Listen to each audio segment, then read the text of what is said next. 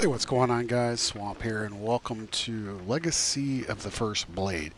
So if you weren't aware, Assassin's Creed Odyssey released Legacy of the First Blade approximately about a week ago or so. I think that's when the DLC came out. The whole intent of this video is just to kind of give you a quick review or overview of, my experience through the game, and basically, you know, what to expect. So first and foremost, with Legacy of the First Blade, if you're expecting to get the Hidden Blade, that hasn't happened yet for me. I honestly don't know if it will. This is a 3-part series. I'm not sure when the other 2 parts will be released. You might find some information on that pertaining to the web, but just basic information about what's going on with this type of DLC. Overall, you're going to spend probably about 5 hours. I downloaded it on Friday and then plugged it in yesterday and played it for it was about 5 hours or so. So that's about the length of the DLC. So not too short, but not too long. It's not in like an extended area. When they did Assassin's Creed Origins, they actually put the 2 DLCs in 2 completely different areas. That's not so with this first one. So where the Legacy of the First Blade takes place is Macedonia. If you've already visited this region, then you actually have to go back through it and redo the quest associated with that DLC. So if you're looking for something new, you're not going to get it in that sense of a new area. I fortunately did not do this area in my main game, so it was all new to me. I wasn't really familiar with the land layout, which was really nice. I actually quite enjoyed that. I kind of wish in a way they wouldn't have, if they were going to, let's put it this way, if they were going to release the DLC for the game, maybe they should have either done it in a different area or made people aware of the fact that, hey, if you're going to play this region, it's going to be in this specific region.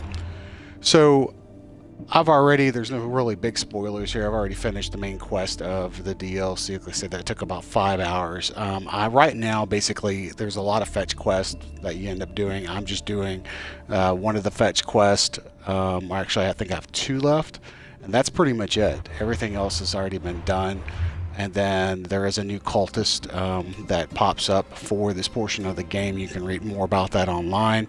I'm not going to click on it because I don't want to spoil it, but I think I have 1 more left to take down, which is part of that quest. So you have like seven cultists. Let me see here where that's at. Right here, 7 of them. So I've done 6 out of the 7. But as far as the main story progression, you don't need to do the cultist. It's additional, just like it was in the base game.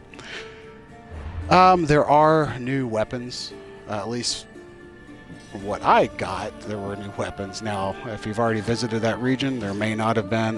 Let's see if I can find what I picked up. The Persian Elite Arm Guards. So since I didn't play that region before, these may have already been available then. I'm not sure.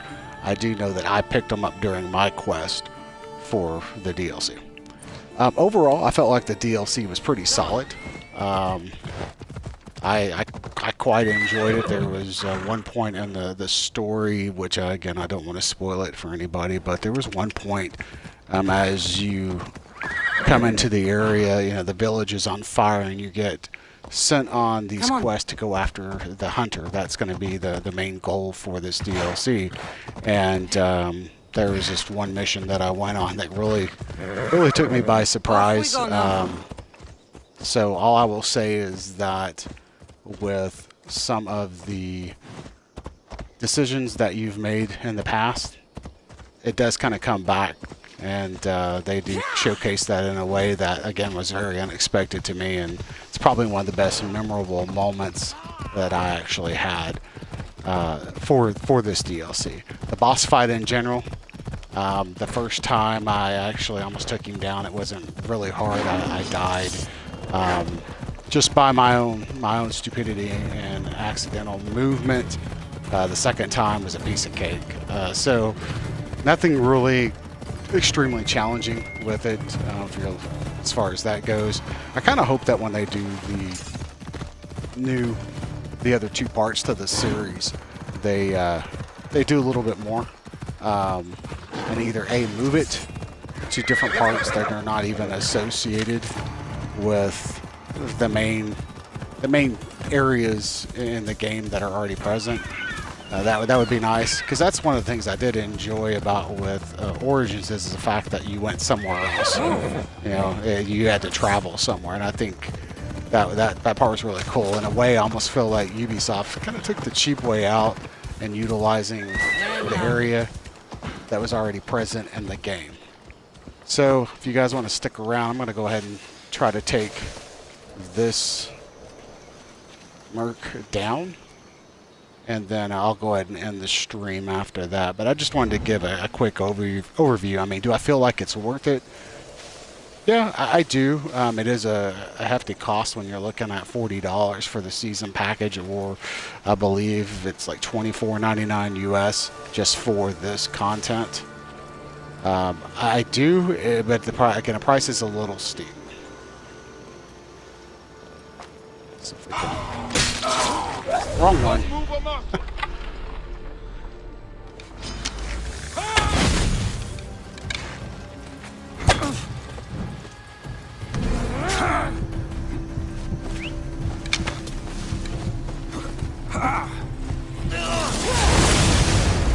And overall, this is a game that I've really enjoyed.